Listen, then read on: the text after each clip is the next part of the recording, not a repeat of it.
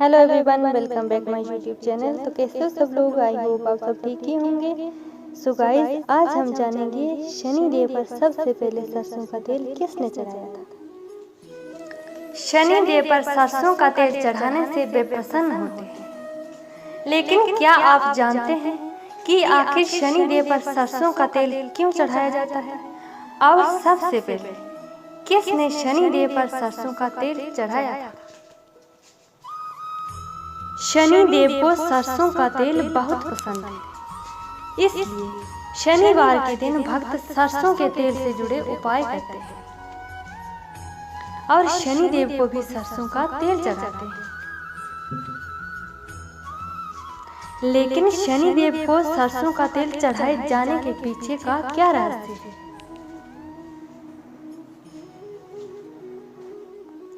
और सबसे पहले शनि महाराज को किसने सरसों का तेल चढ़ाया था?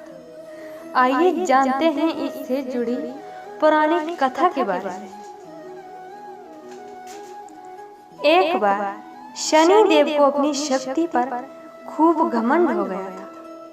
उन्हें ऐसा लगने लगा कि उनसे शक्तिशाली इस संसार में कोई है ही नहीं, क्योंकि शनि देव की बकरी दृष्टि पड़ने मात्र से ही जीवन में उथल पुथल मच जाती है। इसी घमंड में चूर होकर शनि देव एक वन में पहुंच गए। यहाँ पहले से ही भगवान हनुमान जी प्रभु श्री राम की साधना में लीन थे। हनुमान जी को देखते ही शनि देव ने अपनी बकरी दृष्टि उन पर डाली, लेकिन साधना में लीन होने के कारण हनुमान जी पर इसका कोई प्रभाव नहीं पड़ा। इससे शनि महाराज को बहुत क्रोध आ गया। उन्होंने हनुमान जी को ललकारते हुए कहा, ए बानर, देख तेरे सामने कौन खड़ा है। हनुमान जी ने फिर से शनि देव पर कोई ध्यान न देकर अपनी साधना में लीन रहे। इसके बाद शनि देव ने कई प्रयास किए, लेकिन हनुमान जी की साधना भंग नहीं हुई। हनुमान जी साधना में ऐसे लीन थे कि बिल्कुल भी विचलित नहीं हुए। इतना होने के बाद तो शनि देव का क्रोध सातवें आसमान पर पहुंच गया और उन्होंने गुस्से में आकर फिर से हनुमान जी को ललकारते हुए कहा, ए वानर, आंखें खोल, मैं शनिदेव हूँ, तुम्हारी सुख शांति नष्ट करने आया हूँ। इस संसार में कोई ऐसा प्राणी नहीं जो मेरा सामना कर सके।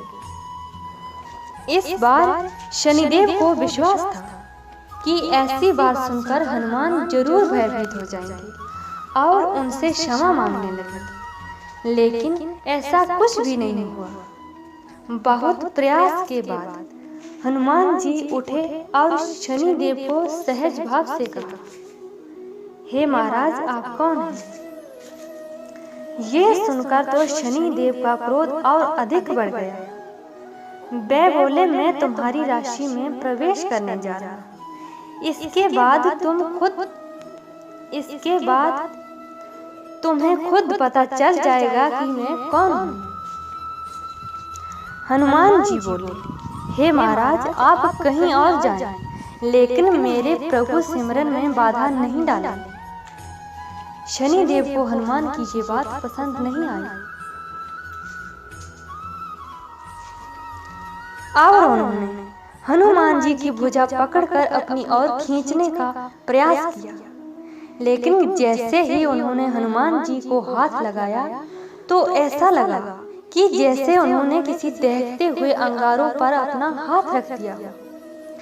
एक झटके में ही शनि देव ने हाथ हटा लिया, लेकिन इसके बाद भी शनि देव का क्रोध कम नहीं हुआ।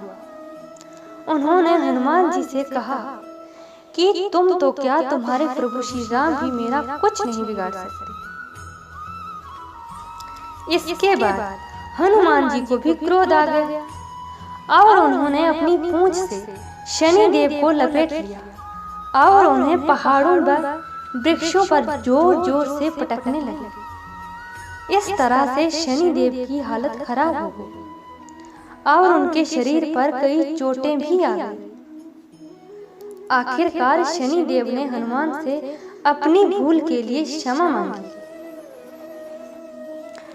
उन्होंने हनुमान जी से कहा कि मुझे मेरे अहंकार और उद्दंडता के लिए क्षमा करें। मैं भविष्य में भी आपकी छाया से भी दूर रहूंगा। तब हनुमान जी ने कहा कि आप केवल मेरी नहीं बल्कि मेरे भक्तों की छाया से भी दूर रहेंगे। शनिदेव ने हनुमान जी को वचन दिया कि वो कभी हनुमान जी के भक्तों पर बुरी दृष्टि नहीं डालेंगे। इसके बाद हनुमान जी ने शनिदेव के घावों पर सरसों का तेल लगाया, जिससे उनकी पीड़ा समाप्त हो गई। सरसों के तेल से जब शनिदेव की पीड़ा कम हो गई और समाप्त भी हो गई, तो उन्होंने कहा कि जो भक्त श्रद्धा पूर्वक शनिवार के दिन मुझे सरसों का तेल चढ़ाएगा, उसे शनि संबंधित कष्टों से मुक्ति मिलेगी।